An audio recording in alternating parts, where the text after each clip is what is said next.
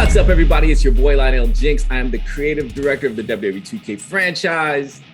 And this time I'm not alone, y'all. I've got my homie with me. She is going to be with me along this journey, this ride. Christina, please introduce yourself. Hey, y'all. I am Christina DM Pham, art producer on WWE 2K22.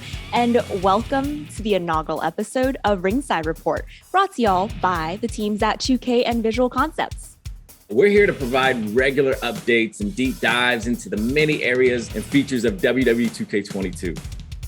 And this year, we're introducing the WWE 2K22 Ringside Reports, and you'll hear from Lionel and myself beginning now, through the game's launch in March, and after for the latest on DLC, patches, and other updates. And we're not going to be taking this ride alone, because we're bringing the homies from the dev team with us.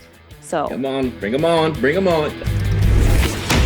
But before we dive into that, let's kick it off with a very quick conversation about visuals, because let's be real, if y'all take a look at WWE 2K22, you might see some massive differences from previous cycles. And this is the best looking game yet. Just a little pretty. bit. It's so pretty. Lionel, can you talk about how the teams approach production differently this time around, starting with the superstars? So the superstars, you know, in any WWE game are the backbone of the game, right? And so we have to make sure that we are doing our absolute best on representing every superstar to the best of our abilities. And in order for us to do that, we piggybacked on the same technology that you guys saw in NBA 2K22, where, you know, you look at their players and the details and just the likenesses look amazing. And so, you know, we shared that same technology and brought that into WWE 2K22, like the cross polarization scans, improved hair. Just to me, the amazing amount of detail that you'll see in our superstars is unparalleled for us. Yeah, and also the teams have overhauled the lighting engine, and there's an all-new VFX engine as well. Yeah, so, you know, lighting is everything, right? So like all of these details and everything that we poured into our superstars wouldn't mean anything if they weren't lit properly, right? And so if you take a look at this version of the game compared to any other year, like it looks like a broadcast. It looks photorealistic at times. And a lot of that is due to lighting.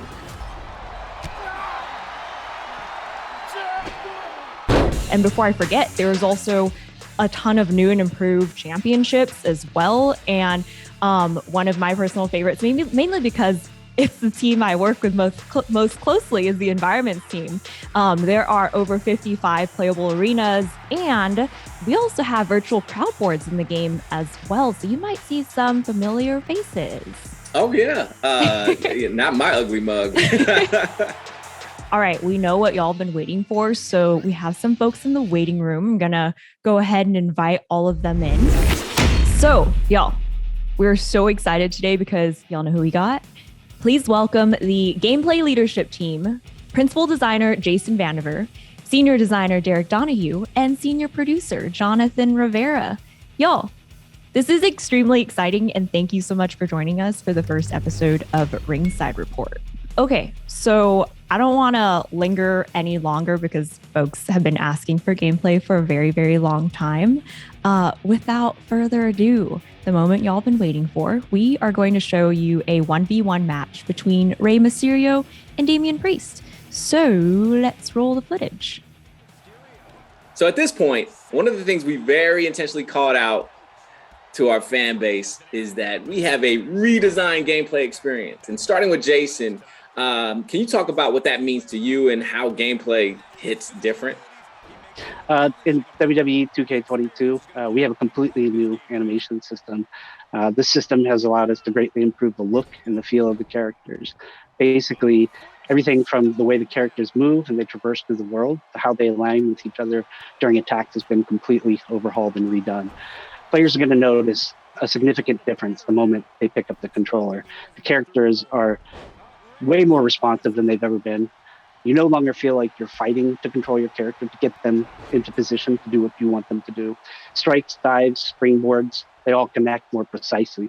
And that's also something that we really struggled with and took to heart and tried to resolve this year. Another key change that we've made to the game engine this year is our Physique system. While the series has always had Havoc to some degree, it's primarily used for only hair and cloth simulation. For 2K22, we've completely integrated Havoc into gameplay, which has allowed us to introduce things like breakable props. The kendo stick starts to fray the more you use it. Tables, they break more dynamically. The chair even breaks. And even elements within the environment itself are now dynamically breaking, such as like the corner barricade, instead of relying on a canned sequence animation. It's a really big change and has helped to make the entire gameplay experience feel more dynamic. Awesome. Derek, same question. So for me, when we sat down to figure out how we were going to change gameplay for 2K22, one of the biggest things that we put as a priority was making sure the game is fun in a pick up and play kind of way. I want to be able to hand the controller to my friend who doesn't know anything about WWE, and I want them to still be able to have a good time and be able to just kind of hop in with me. So we made sure that with our controls redesign, all of the core actions are something you can discover just by button mashing. You should be able to basically play through a match without having known anything beforehand. But another big priority for us with that is making sure we're not, smoothing over a lot of the details that returning fans like. So all of the high level of control that you expect to have with your character, all of the high degree of customization you expect, all of that still remains. Okay, so you've mentioned new controls and mechanics. Combat itself is centered around 3 inputs: light attacks, heavy attacks, and grapples. So in this cycle specifically, what do those terms mean? So light attacks, those are your quick strikes, the fastest attacks in the game. Heavy attacks, those are kind of like strong strikes from previous years. They're bigger, slower strikes, but they deal more damage. And then finally, grapples, those are where some of the bigger changes come into play. So you press the grapple button once to lock up with your opponent, but then from there you can press light, you can press heavy. Those will do your light and heavy grapples, but there's all sorts of other options. Irish whips, drag, carry, all of those things come from the grapple state. So once you grapple your opponent, you have a lot of possibilities opened up to you. Okay, and I want to toss this over to Jonathan too. So opening up these possibilities, can you talk about some of the combo options that players can dive into? Yeah, sure. I love how simple and engaging our new dynamic combo system feels. I don't need to memorize every superstar's moveset, but instead I practice the timing of my inputs in order to execute combos. Light attacks allow me to branch into a combo, and when I learn that light, heavy grab executes that move, I can take that and apply it to anybody I play with. I love the exploration that our game provides to encourage the user to play with many different superstars and then choose whichever one is better suited for them. And if you don't like the combos that we assign, we also support customizing combos. I'm personally really excited to see what cool combos our community creates.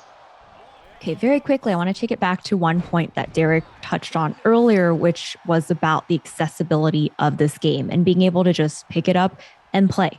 And I want to call this out mainly because I myself am a much newer player to WWE 2K. So for me, picking up and playing has been the whole experience. The controls are super easy to learn. And while my own habits fall back on button mashing the controller, even though we have that, I enjoy having to be very strategic and intentional about how I'm approaching this game, especially when it comes to the timing of things like reversals or finishers. So I can definitely attest to, hey, if you're feeling intimidated by this, please don't. Pick it up, try it out. You'll have such a blast. But also, if you're a vet and you've been playing this for a long, long time, can y'all talk about how vets can better show off their moves and what that means for the overall strategy of their experience? So a lot of the strategy for our game comes with the new defensive options that we've added this year. So one of the biggest examples is breakers. Instead of reversals being the only tool for countering your opponent's attacks, grapples and combos actually don't use reversals. Instead, you counter them with a breaker. So when you're doing a grapple or a combo on your opponent, they can counter that attack by pressing the same light, heavy, or grapple input against you. So those moves are countered with breakers. Everything else is countered with a reversal. So knowing what kind of attack you expect your opponent to perform can already prime you to know how you want to counter it. So there's already a mind game at that level. Then you have blocking, which is all new. If you hold down the reversal button, you enter a blocking stance, and that lets you withstand light, heavy, and running attacks. And then you can counterattack faster than your opponent can after blocking. You can also dodge with the right bumper. So you can kind of choose a direction and get out of the way really quickly if you time your dodge correctly, but it's higher risk than a block. And then when you're on the ground, you also can button mash to get up faster, or you can press right bumper to do a quick get up at the cost of some resource. So when you have all of those defensive options available to you, it makes when you're on defense, it's a lot more strategic, but also when you're on offense, you have to be careful with how you want to attack your opponent so that they don't counter you.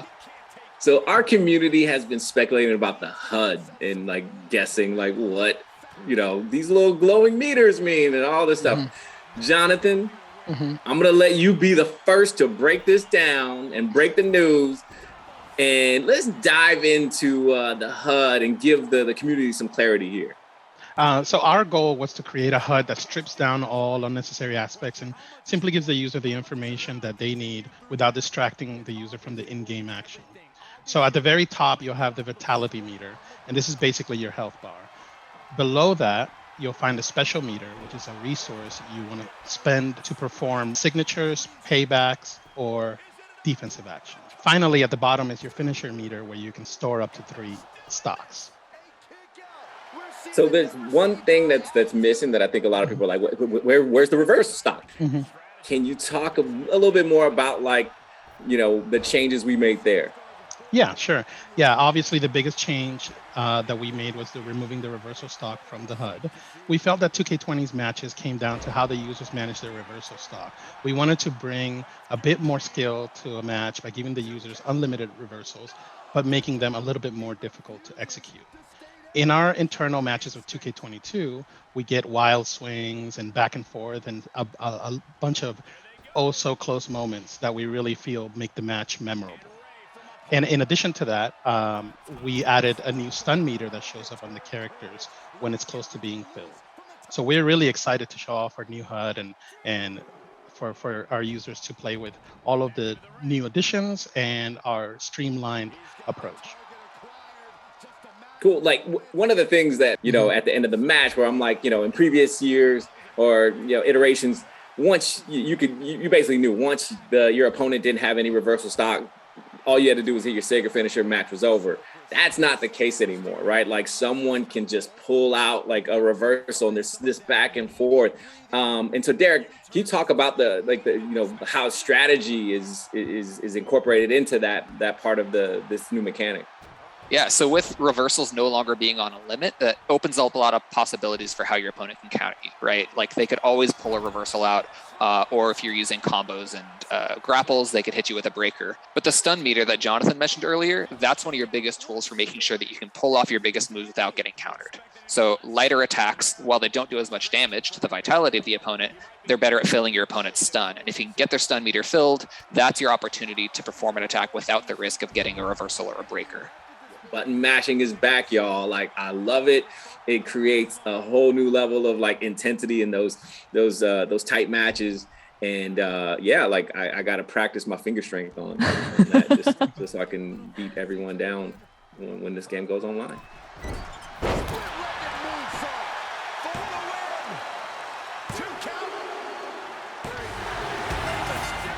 All right, y'all, we can go on and on, but unfortunately we're out of time. So to close out, now that we're nearing the end of production, what are y'all looking forward to most for the game, whether for your own experience or with players specifically? Let's start with Jason, then Derek, then Jonathan. I'm really looking forward to seeing how my ride turns out. We've been working so hard on gameplay that haven't really been able to look at the rest of the game. Those guys have been really working to deliver an awesome story this year. And from everything I've seen, they're ready to deliver. You two, get in the ring. For me, it's the backstage, the completely redesigned backstage that I think people have only seen a small peek of. There's a lot of really cool stuff going back there, especially with the verticality. And for me, I'm super excited to see Rey Mysterio in our showcase mode, playing some classic matches that were recreated for WWE 2K22. So I think people are going to be really excited about that. Awesome. Well, again, thank you so much for joining us for the first Ringside report ever for this cycle. Messed up. You didn't even ask me, Christina, like what I'm looking forward to. That's just messed up. It's going to leave me out. We'll take it back. We'll take it back. All right, rewind. Lionel, what are you most excited for? It's everything, right? Like, I've been fortunate enough to like have my hand in, every single cookie jar and As you can tell, like this COVID weight ain't going away anytime soon. But yeah, like it's seeing what we're doing on the gameplay side and how that bleeds into universe and how it bleeds into my rise and my GM, my faction. Like we've done so much in the time that we have, and I'm just super excited for everyone to get their hands on with it and just have fun. Like again, like just practice now. Practice your thumb strength because you're gonna need it. Your thumb strength already.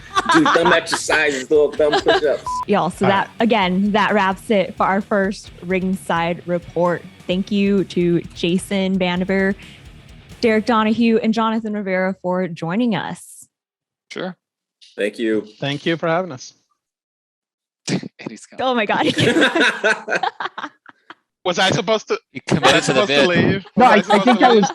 Okay, so once again, for real this time, thank you to Jason, Derek, and Jonathan for joining us. And thank you to all of you, the player community, for tuning in for our first Ringside report. We are so excited to release this game, and we can't wait for y'all to get your hands on it. Yeah, thank you guys so much for joining us. And thank you all for tuning in. We will talk to you all soon. And in the meantime, check us out on social media at WWE Games. Okay, bye. Peace.